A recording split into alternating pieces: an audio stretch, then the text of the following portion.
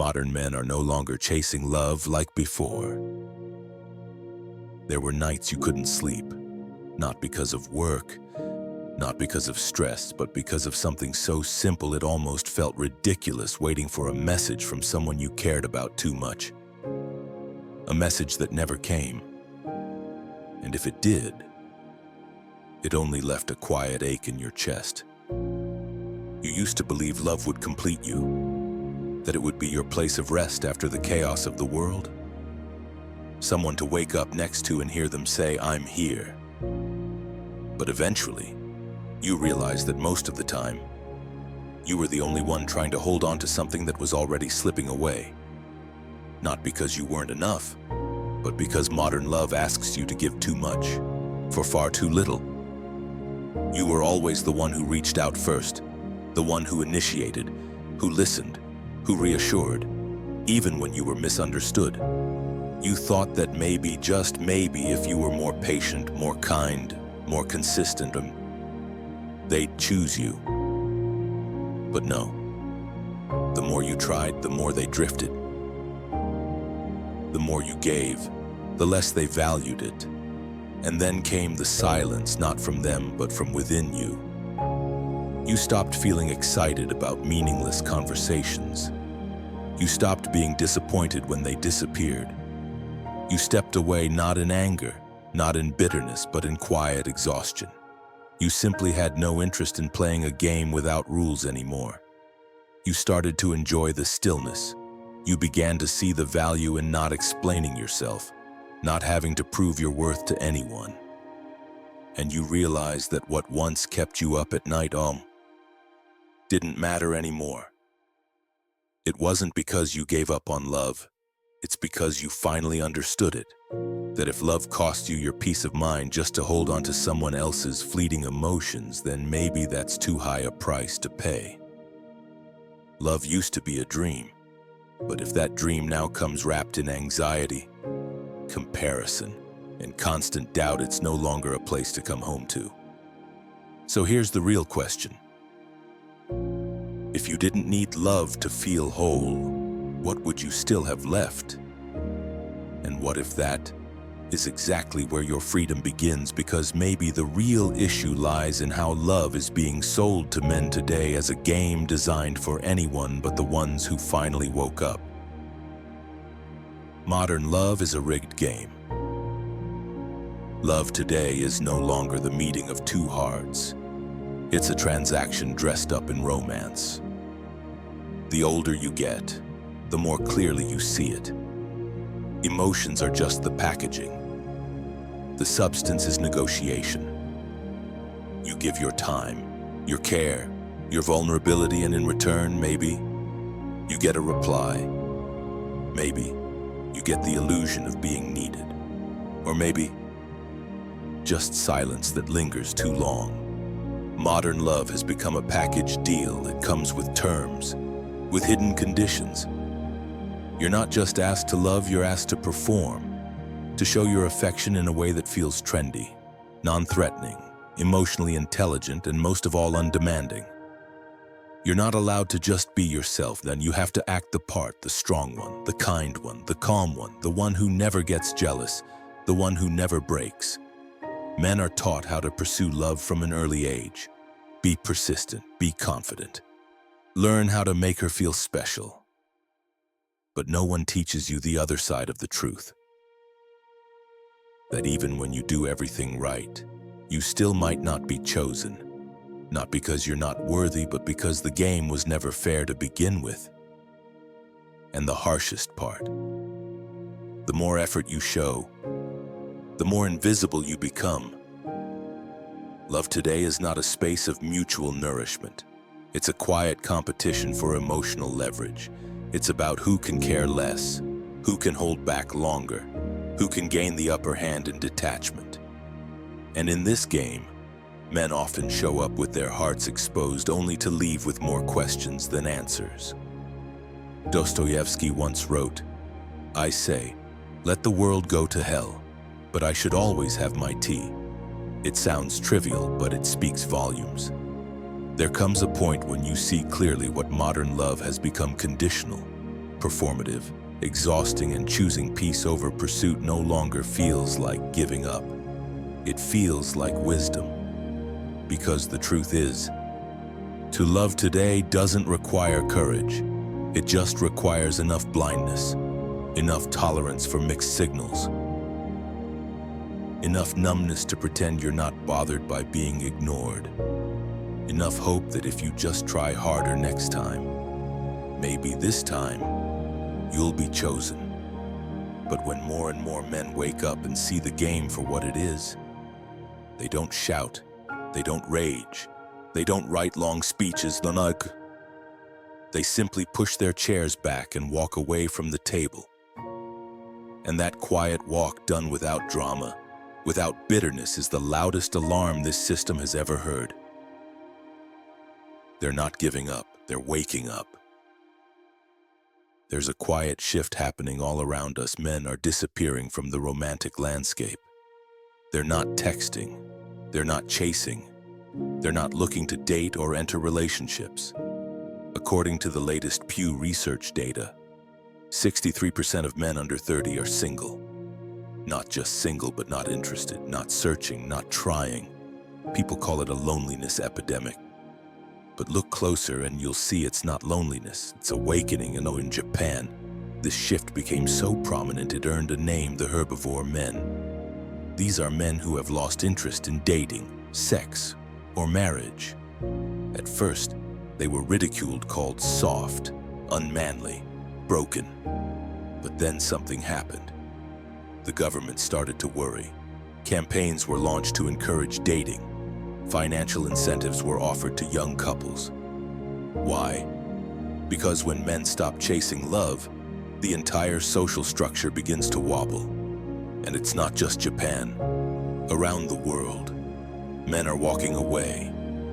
They're not burning bridges. They're not protesting. They're simply stepping out. Quietly, calmly, but unmistakably. You see them in coffee shops, reading alone, at the gym, focused, headphones in, eyes forward, on social media, barely posting anymore. They're not seeking and they're not begging for connection. They've stopped needing romance to feel like men. This isn't surrender. It's a question aimed right at the heart of the system. If I no longer crave the thing you've always used to control me, then who still owns me? Silence, sometimes, is the deepest form of resistance. It doesn't argue, it doesn't explain, it just exits. And that exit speaks volumes. These men haven't lost faith in love itself. They've simply lost faith in the version of love that's been manipulated, commercialized, and weaponized. They're not bitter, they're clear. And in that clarity, they've found something stronger than infatuation or desire. They've found peace that isn't earned through someone else's approval. They've found stillness that doesn't rely on being chosen. And that's the kind of strength modern society doesn't know how to handle. Because when a man stops needing what the world told him he must chase, he doesn't just free himself. He becomes untouchable. So why have they chosen silence? Not because they're weak, but because they've discovered something far deeper than any whispered promise. A strength that no one can give them and no one can take away. Withdrawal comes with new power. Some men choose to be alone, not because they fear connection, not because they've given up, but because they understand that to create something extraordinary, you must remove what distracts you. Tesla famously distanced himself from love not out of disdain for women, but out of fear that romance would dilute his focus. Newton never married. No one would call him weak.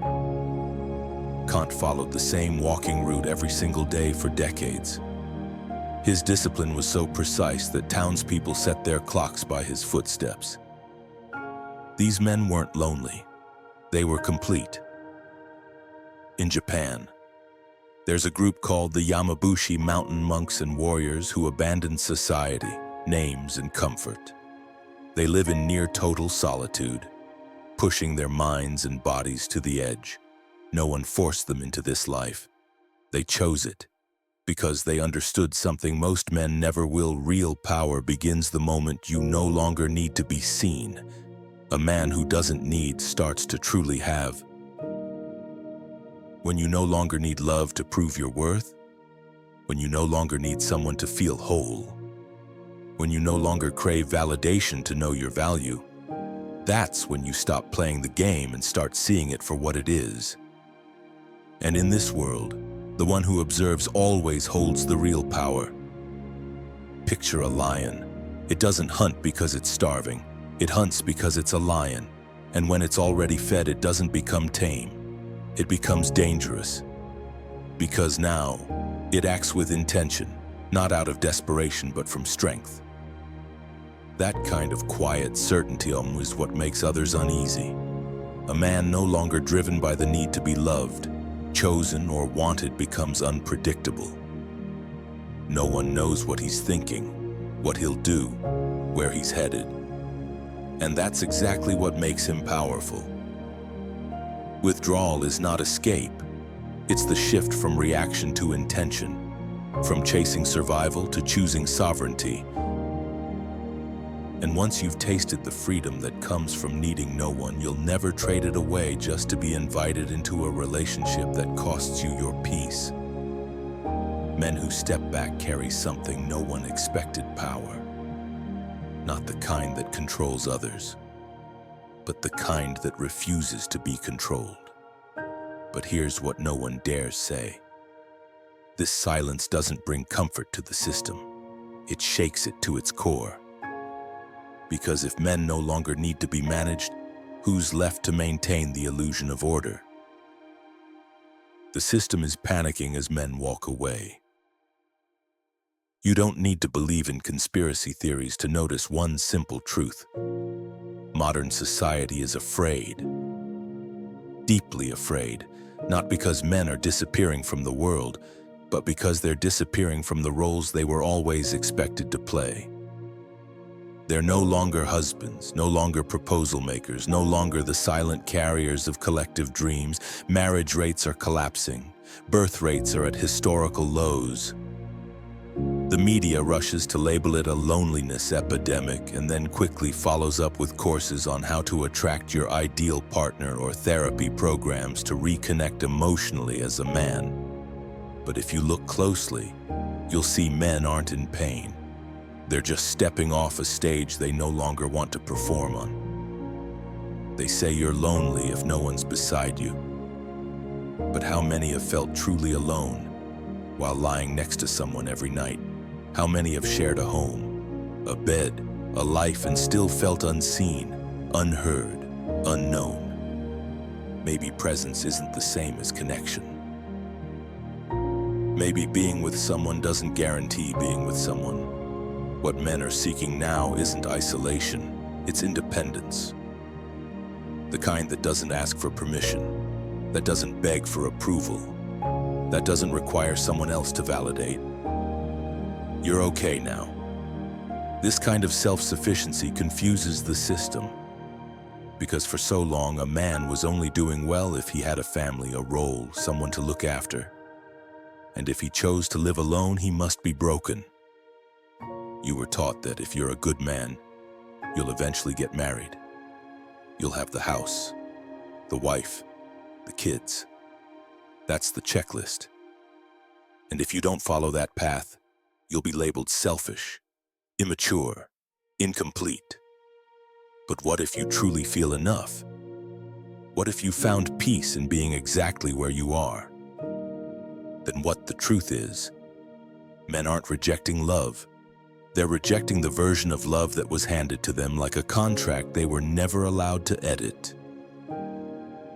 The version that says to be a real man, you must plug yourself into a structure that was never built with you in mind. And when more men quietly walk away from that script with no speeches, no protests, society starts to tremble. Because when those once controlled are no longer standing where they were told to stand, who's left to hold up the structure in that silence? They've discovered a truth no one dares say out loud. And once you've seen the truth, you can't ever unsee it. They realize needing nothing is the only real freedom. There's a kind of freedom the modern world doesn't understand. Not the freedom to go anywhere, buy anything, or choose endlessly, but the kind of freedom that comes from needing absolutely nothing from anyone. Diogenes, the philosopher who lived in a barrel in the middle of the square, once told Alexander the Great, "Step out of my sunlight." It wasn't just a request, it was a declaration. The voice of a man who had reached the highest form of existence where no one could take anything from him, because he needed nothing. Love isn't the problem. Love is one of the most beautiful things humans can experience. But what turns love into a prison is dependency. When you love someone so much that you lose yourself. When you're more afraid of losing them than of losing the truth inside you. When you need love not to share your fullness but to feel like you matter. That's not love. That's captivity. There's a subtle kind of fear no one ever warned you about, the fear of being worthless if no one loves you. How many of your choices were driven by that fear? How many times did you say yes to things you didn't want? Stay silent to keep the peace. Shrink yourself in a relationship not because you truly wanted to, but because you were terrified of being left behind. The hard truth is this: most people don't love because they freely choose to. They love because they're afraid of what it would mean if no one loved them back. And in that fear, they trade away their freedom piece by piece just to be seen, to be accepted, to be enough. But when you realize you don't need anything, not love, not praise, not validation, not even agreement, you become something very few people are free. And that kind of freedom is intimidating. Not because it makes you cold, but because no one can move you. You don't need to please, but you don't need to perform. You don't need to wear a mask just to be allowed to stay. You stop chasing, you stand still. And the world, used to pulling your strings through your sense of lack, suddenly doesn't know what to do with you. Because a man who needs nothing cannot be manipulated, cannot be controlled, and cannot be traded. And when you finally cut that fear, something incredible happens. You don't disappear from the world. You finally show up in full. For the first time. No more acting. No more sacrificing your truth. No more waiting for someone's permission to simply be yourself. In solitude, they became stronger than ever. There are men who don't need crowds to feel worthy. They don't need applause. They don't need attention. And they're not afraid of silence. In fact, in the stillness, they grow stronger than ever. Bruce Lee once said, "I fear not the man who has practiced 10,000 kicks once, but the man who has practiced one kick 10,000 times." It wasn't just about martial arts. It was a deeper truth. If you want to become exceptional, you must learn to endure repetition in silence. No spotlight, no praise, no one watching. Steve Jobs, in his final years, admitted that his greatest regret wasn't the love he missed, it was not finding his focus sooner. He realized that the highest form of creativity only emerges in stillness, when you're no longer performing for others, but living in full alignment with your mission. Most people think solitude is a curse, but the data tells a different story. Studies show that single men, especially those who consciously choose to be alone, report higher levels of life satisfaction, healthier testosterone levels, sharper focus, and greater creative output than their married counterparts. Not because they reject love, but because they redirect that energy into something deeper, something lasting. Try this. Go one day without posting anything. Don't look for validation. Don't respond to every comment. Don't explain what you're doing or how you feel. Just be. Sit with yourself. No noise. No audience. No need to be understood. If that makes you anxious, it's because you're still afraid of silence. But if you can move through that discomfort, you'll discover something unexpected. There's a part of you deep, untouchable, that never needed anyone. And that part is your power. The man who learns to live in solitude doesn't just survive, he evolves. Because when he no longer needs to perform, he's free to become. Free to transform into something beyond labels, beyond roles, beyond expectations. He stops playing the character and starts reclaiming the creator. He doesn't disappear.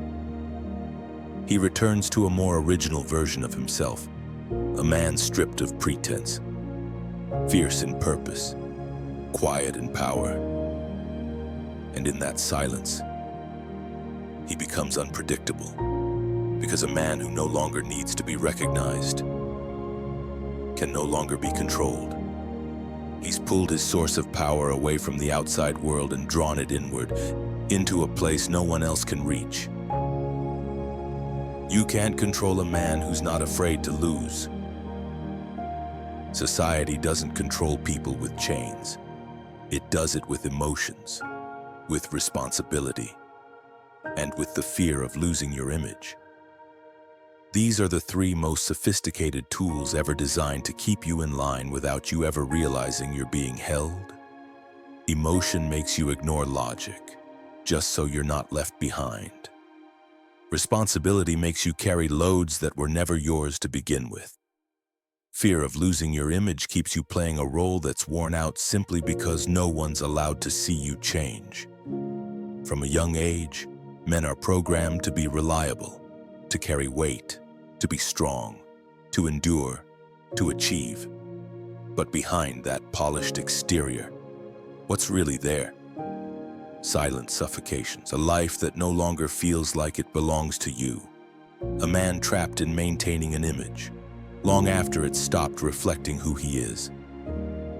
Then one day, some men quietly step out of that mold, not by rebellion, but by refusal. They're not rejecting duty. They're rejecting the scripted identity that was handed to them without their consent. They don't want to be the nice guy, the safe choice, the stable one who never asks why. They choose to be real even if it makes others uncomfortable. You were once the workhorse of the system. Every step you took was directed by Rain's love, expectation, responsibility, pride. But then one day, you stopped. You looked around, and you removed the harness. No one was steering you anymore. No one was pulling. And the most terrifying thing to those around you wasn't that you ran away. It's that you could no longer be controlled. They say you're pitiful for not loving anyone. But the truth, you don't need love to survive. You don't need someone to choose you to feel worthy. You don't need anyone's validation to keep moving forward, and that makes you dangerous. A man who fears nothing can't be threatened. He can't be manipulated. He can't be coerced into cooperating through loneliness, guilt, or social approval. He becomes a force unto himself, not because he's perfect, but because he's accepted every part of himself, even the ones no one ever applauded. And when he can no longer be controlled, he starts doing what the world never imagined possible. They started to build without waiting for permission. A man who no longer needs to be driven by the desire to be loved begins to place his hands on things he never dared to touch before. He stops looking outward for approval, for permission, for comfort. He turns inward, And he builds. He builds strength. He builds clarity. He rewrites the operating system that society had programmed into him for far too long.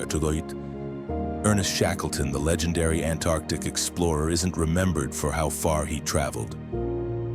He's remembered because, in the middle of a brutal frozen hell, he didn't lose a single man under his leadership, not one. While everything around him collapsed, he didn't try to please anyone. He didn't wait for validation. He simply led quietly, steadily, and survived. That's what modern men are doing now. Silently, without noise, without announcements, they are rebuilding themselves from the inside out.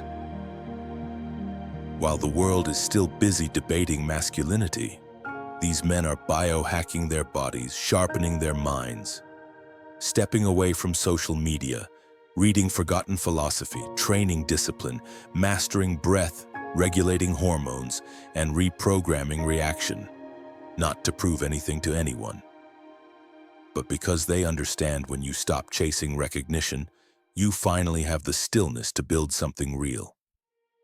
So what would you do if you no longer needed anyone to approve of you? What would you create if no one had to say you were worthy, good, or enough? Who would you become if there was nothing left to prove?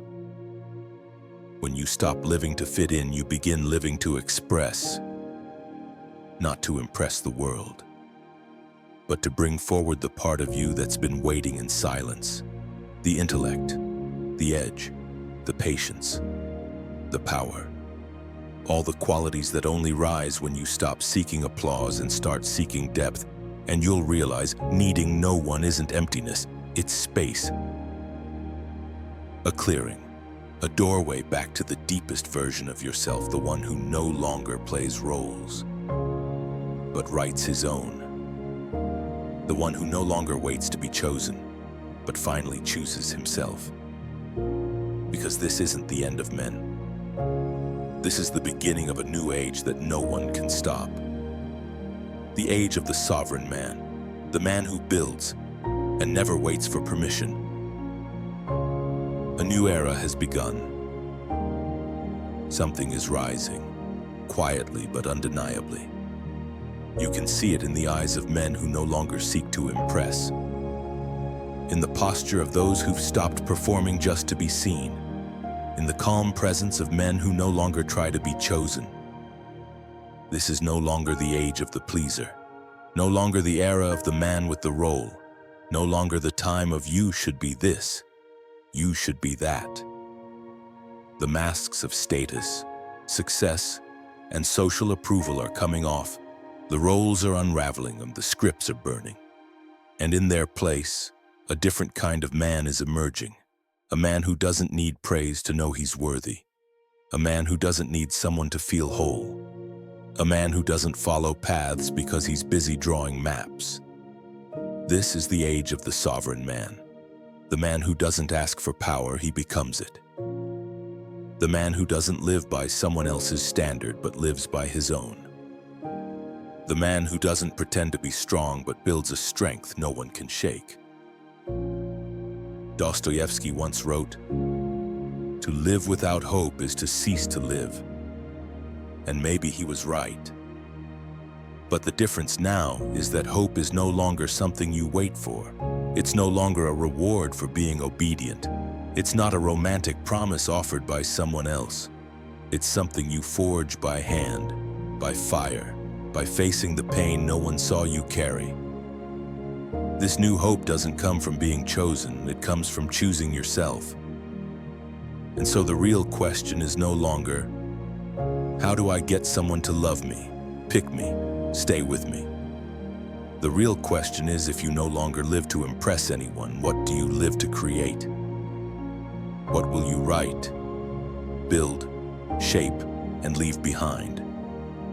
When you're no longer bound by the fear of being rejected, if even one sentence in this video made you sit up straighter, breathe deeper, or smile with quiet recognition, then you've already stepped into the new era. An era where men are no longer defined by what they have, but by what they've decided they no longer need. Stay, because in the next video we won't just speak of awakening. We'll begin rebuilding the world out of the ashes of everything that was false.